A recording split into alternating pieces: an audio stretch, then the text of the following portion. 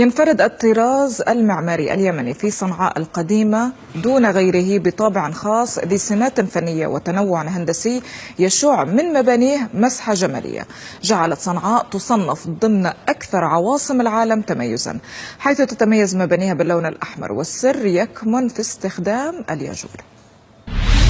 سلسلة بيوت صنعاء المتلاصقة تشعرك بترابط الجيران والأهالي إلى جانب تملكك بالإحساس أنك تعيش في تلك الحقبة الزمنية التي كانت فيه صنعاء إحدى أكثر عواصم العالم تميزا بسبب شكلها المعماري الفريد. وحين تتأمل اللون الأحمر الذي تتوشحه العمارات في صنعاء ترى كيف يغري هذا التنوع الهندسي الفريد وبشكل لا يدعو إلى الملل أعين الناظرين.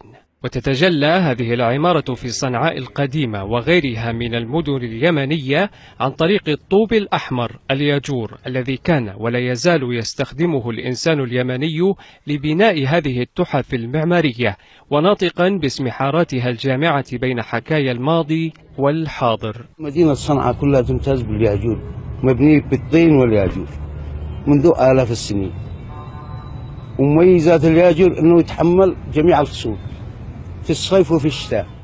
ويشكل الطين مادة مهمة من المواد التي استخدمت في بناء العمارة في صنعاء لعدة أسباب، منها سهولة تشكيله، وبعد خلطه بالماء وأشياء أخرى يترك الطين والياجور في حالة تخمير لمدة يومين يتم فيما بعد استخدامه في بناء الجدران، إلى جانب ما يتم حرقه في محارق مخصصة منتجة بذلك مادة بيضاء لها استخدامات متنوعة لتغطية الجدران والأسقف والأدوار والواجهات الخارجية، بالإضافة إلى الرفوف والزخارف.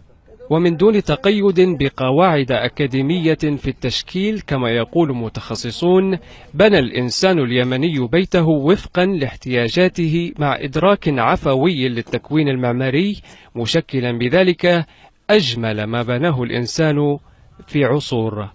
جابر الجودي، العربية.